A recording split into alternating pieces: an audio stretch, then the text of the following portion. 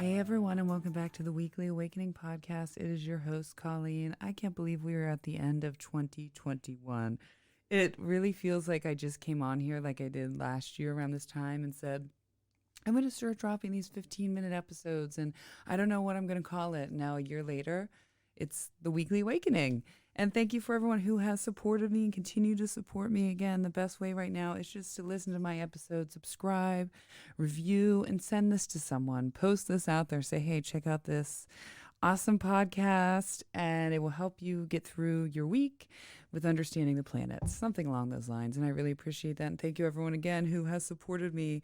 We're coming up on 2 years since the start of the podcast, over 2 years since I started recording it, but I cannot believe 2 years. 2 years. I'm going to do another episode of what I learned, but what I can tell you is that I love it and I'm passionate about it. And here I am 2 years later. I'm nowhere where I thought I would be right at first, but thank God I'm where I am today. I am not formally trained in this. I'm just a good talker, meaning in astrology I am, but in actual podcasting and putting myself out there, I'm just a natural talker. I always say that's my best ability I can do. But I really had to learn and grow. So I look back at episode 1 or 2 years ago when this started, and I said, wow, thank God it did not take off the way I thought it would. And you know what? It's going to take off the way it should. Before I jump into it, I just want to say, you guys, we are going to be talking about Venus and Capricorn again. I've been bringing it up a lot about Venus and Capricorn. It feels like it's already been in there already. That's Saturn's sign, so it moves very slow, and it feels like it has been there forever. Talk a little bit more about that.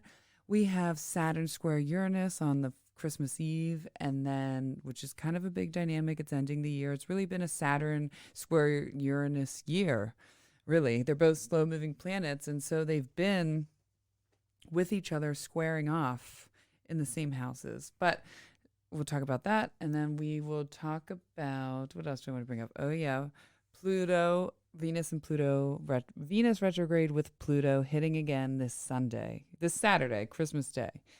So we got a dynamic. But anyways, we had this full moon, and I talked last week about letting things go that we had expected or expectations of what we thought 2021 was going to turn out to be. And we move forward with no expectations. Now, don't confuse that. I was talking to some clients about this, and they said, well, how do we move forward without goals? You're still having goals. You're still having dreams, but you're releasing the expectation of them exactly playing that out. You're releasing that control, and you are having the ability to focus and manifest, yet detach from the outcome and be okay with however the avenue looks. So it was really great. I took all of my stuff from the last 2 years, the Hair Healer podcast, what it started, where I thought it was going, all of these lists that had all this energy, and I burned it. It was really cleansing, and it was really freeing. You know, I had put all these expectations on myself, on the show, on others, you know, where I thought I would be, and that just didn't happen. So I needed to release that as I move forward with the Weekly Awakening, with, you know, my goals and dreams and astrology. I had to release all of that. And I had this Gemini candle I got down in New Orleans at a voodoo shop that I always used. And it was crazy because I put that in there too, especially I think it held a lot of my manifestations, and it was a full moon in Gemini. So let me put that in there. And the whole thing, I posted a video, just like caught fire from the inside out. And I'm sure there is a scientific reason, but I want to believe in the metaphysical reason. And it was like, I felt like all the energy I'd put on the manifestations, on myself, on others, in that candle was like burning. It was really burning up. So definitely felt like a good release. And I'm moving forward with this and doing what I love and posting on social media the way that comes easiest to me. And it will all play out the way it should. And I also have, what's the word I'm looking for? I also have peace and acceptance. I was thinking this the other day. What if, you know, my kids are getting really interested in what I do, and it's like Abram is taking over. He wants to make videos, and he has an interest. They're both talkers, and you see them on social media, so you know they put themselves out there. And I'm like, oh my God, maybe I did this, so one day their whole career is going to take off. They're going to be some sort of thing, and I just taught them how to believe in a dream and follow it. And if that's why I did all of this, I am totally happy and okay with that. So that was an amazing little realization. Definitely some Venus and Capricorn. So this Venus, let's talk Venus and Capricorn. Again, if you want to know some more, just go back to my previous episodes. I want to say the last 3, I've talked about Venus and Capricorn and retrograde. The last Venus in Capricorn, the last Venus retrograde in Capricorn was December 21st, 2013 and January 31st, 2014. So between that time, go back to your life. What was happening with your children? If you have a creative job, what was happening then? What was happening with your love life, your friendship? Look and see what whole house does Capricorn rule. For me, it's my 5th house, my house of children, romance, joys, pleasures. And I had my first kid during that time, right? It was the end, and it was my very first kid, and all that magic happened during that time. Just something as simple as that, right? And I think I talked last week about merging with the Capricorn moon and going with his daughter and my kids to Hershey Park when Venus went retrograde. And I was a little nervous, but then I thought, oh, well, I do have a natal Venus retrograde, so I actually think this is going to be a good thing. And it really was. It was like it's funny, like 8 years later, now from having my son Abram, I'm there and introducing to him to, maybe someone who would be a long-term partner. And during that time, he came into the life. I don't know. Do you get what I'm saying? So if that helps you understand, there might be a similar situation, similar energy, similar idea to what is happening with retrograde, right? Maybe it just means a lot of things are going to happen with my children every time Venus retrogrades, something along those lines. So also during this time, we're going to learn companionship at a deeper level. It's almost like we're going to be able to have those conversations and change our ways with our partners, our lovers, and be able to grow deeper. And how do we get deeper with our lovers? We get deeper by having uncomfortable conversations. That's a huge part of life. I may be young, but I've had quite a few relationships, marriages, whatnot, and I learned a lot, and I listened to a lot of people. And for me, the most freeing and the time I felt the most connected and intimate, yet totally uncomfortable, is when I was having the full conversation with someone of exactly how I felt, no matter how that looked to them, how that looked to me, what that was going to mean for our relationship. When I had that deep, deep, deep talk and just said everything, look, this is it. And though some of those connections did not last, there was this sense of, our relationship. Some people, it was ugly, and and that was fine. That turned out fine. And I learned with myself, but some of it actually did take us to a deeper level of companionship and understanding. And it was almost like we were able to navigate life together, and on the same frequency, and move past other manners. So that can happen. This is going to be a hard time for people stuck in an old love paradigm, right? If you're stuck in something and you keep repeating it over and over again, and you can't get out of it, it's going to be tough. Venus retrograde, especially in Capricorn, right? Saturn's sign of giving us lessons and teaching us things like that. It's going to come down as a hard love lesson sometimes, right? And it needs to shift out of that paradigm, shift beyond that. And we need to see that. We need to see ourselves and see our patterns. Relationships are very hard. That's where they meet us. They mirror us almost deeper than any other relationship. Sometimes friendships can come close, and parent, dynamics can come close. But honestly, it's that chemical thing that happens to our brain that really makes us, when we fall in love or we love someone, that really makes us see ourselves, the good, the bad, and the ugly, and reflect, because we are at those different levels of intimacy. So that might come up, if you see it now, like you already know your pattern, you could say, hey, instead of like running head first into my pattern during Venus retrograde, because I know that's going to be really bad, maybe I will move forward a little bit gracefully. Maybe I'll say, hey, Colleen, check in with yourself. Not just me, anyone. I'm just using myself as an example.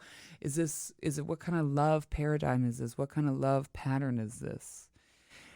And if you know it's not good, you're going to see the lesson. And if you can move beyond it and stop yourself, you're going to see the reward, right? And I teach my kids that every day when they say I'm this, I do everything wrong. No, you make mistakes. And guess what? We're going to make a mistake every day. For whatever reason, something greater than ourselves created us to learn and thrive from making mistakes. It sucks, but you are, and that's how we learn.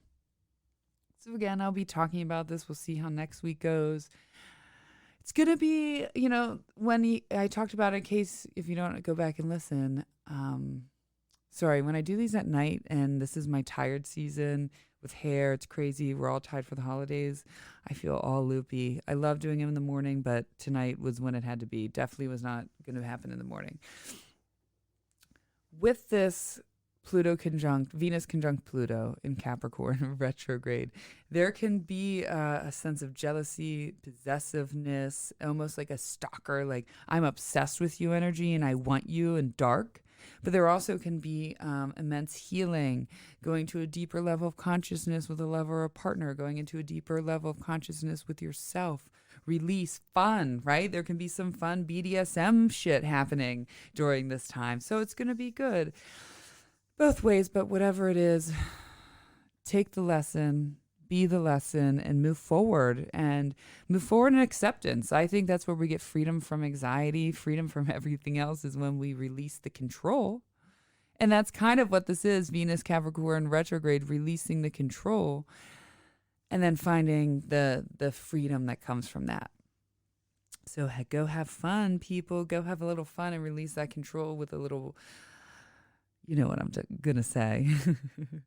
I'm not going to say it, though, in case you're listening with kids. Let's go into Saturn Square Uranus. So this has really been happening all year. It happened first on February 14th, then February 17th, June 14th, and then now on December 24th.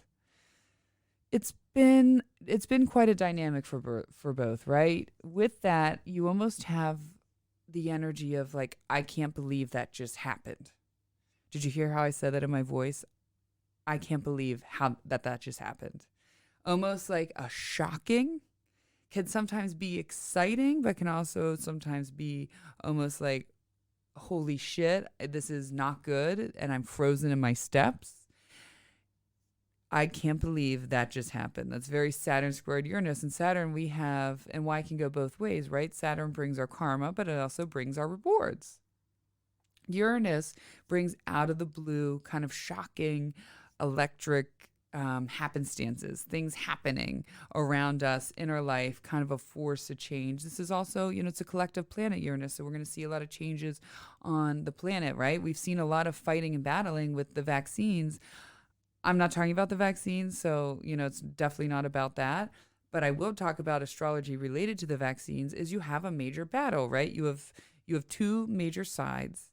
And both are science, both are cutting edge, both are seeing. But then there's also this very, no, this is the way it is. This is the rules. This is exactly what's happening. And then you have this whole other paradigm is like, no, that's not what's happening. This whole other crazy thing is happening. And they've been squaring off, right, back and forth. And we've been seeing the repercussions all the way already. We've been seeing the repercussions, Saturn squared Uranus, of the original 2020 shutdown and just the whole beginning of the pandemic of 2020.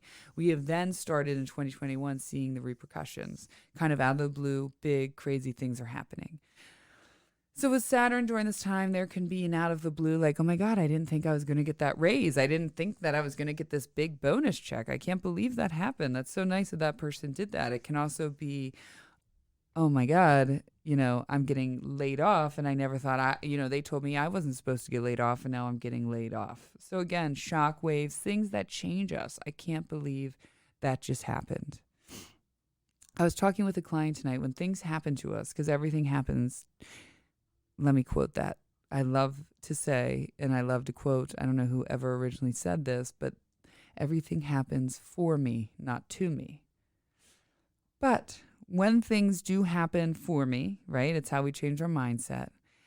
Something big, something ugly, something blue that we don't like to see. There's two ways we can look at it. And I have, I think I had very positive parents. I also had a 12-step fellowship. I had a lot of things that really trained my brain to go the positive way. we can look at the same situation two ways. We can look at it positively and try to make the best of it, try to accept it, try to understand it, try to move forward the best way we know how. Or we can sit in the victim identity and we can cause more pain, right? Because that just brings us more miserableness,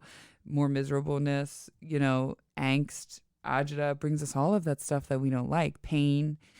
But yet our body gets addicted to staying in that pain. So you need to retrain yourself. If you're, and let these things that are happening to you, look at them in a good way. Say, hey, this is actually showing up in my life so I can move to a new level of emotional, mental, spiritual freedom, peace, love, right? We unfortunately and fortunately come in here as tethered souls, and we have to grow and we have to learn, and it's not easy. But what makes it easier is how we handle it. How do we view it? How do we look at it? If you look at it with the most positive, and you really sometimes have to fake it till you make it, it will eventually play out. If you look at it with the negative, it will be like you're hitting your head over and over and over again, doing the same thing over and over and over again. That is what happens. So every time something happens to me that I don't like, I still feel it. I don't just push it away, but I'm not scared of crying. I'm not scared of feeling pain anymore. I felt a lot of it and I'm not scared of that. So I allow myself to cry, and then I'll go on with my moment of the day and go throughout that, and I'll let myself cry or talk about it or feel it, but I'm not scared to feel that anymore, right? I'm not scared to feel that sadness.